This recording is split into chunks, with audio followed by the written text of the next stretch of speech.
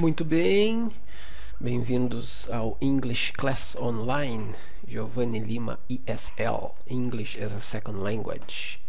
E nós vamos continuar de onde paramos, na aula 6, e nós vamos para a aula 7. E nós paramos aqui, né? Nós fizemos o exercício 1, 2, 3. Agora, né, depois desse exercício é feita uma correção. Corrigindo então, hello, tudo certo? Hi, how are you? O que eu queria colocar aqui para vocês na correção é que English é uma língua considerada uma ciência, então todas as línguas devem ser escritas com letra maiúscula, ok? E mais ou menos a correção disso aqui, teoricamente é isso, tá? Do you speak English? English é uma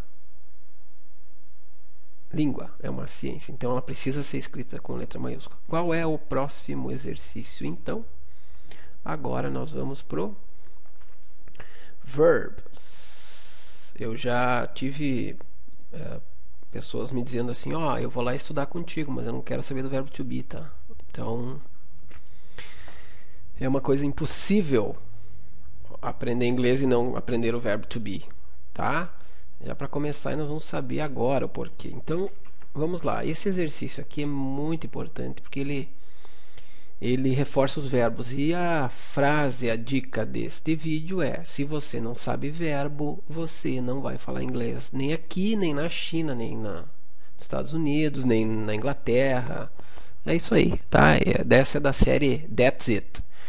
Bom, vamos lá então para o texto e vamos tirar os verbos. A primeira frase diz assim: hello. Tem verbo aí? Não. Hi também não tem verbo. How are you? Primeiro verbo aparece aqui, famosíssimo. Eu vou botar o infinitivo, to be. Resposta: I'm good. Está aqui ele de novo escondido. I'm good. É o verbo to be escondido aqui. Próxima frase: how are you? Novamente, verbo to be. Good. Do you speak English? Aqui aparecem dois. O do está como verbo auxiliar para fazer pergunta.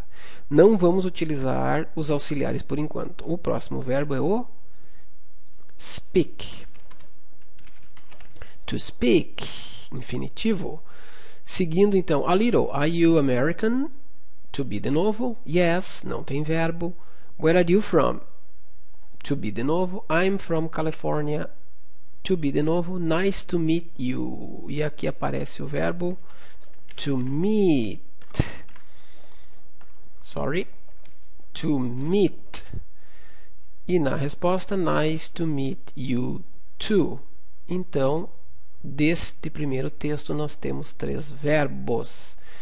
E agora, nesse momento, nós vamos fazer a parte 6 e última, que é complete the verb chart.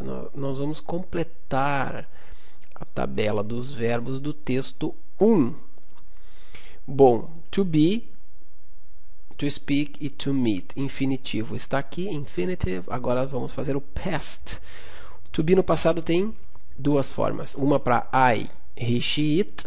I e he, she, it usam was. I was, he was, she was, it was. E o restante, were. Were.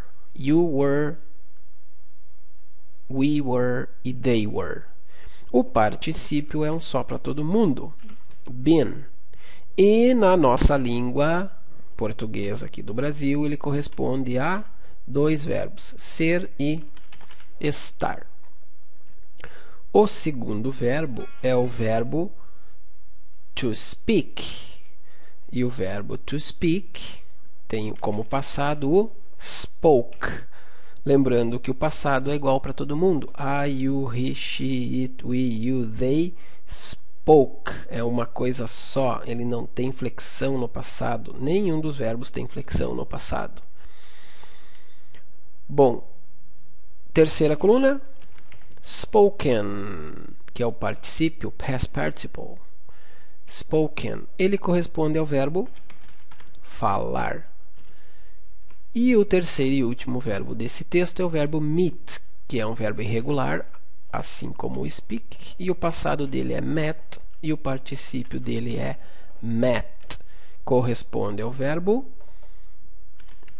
conhecer alguém pela primeira vez, quando a gente conhece a pessoa, tá? Quando a gente...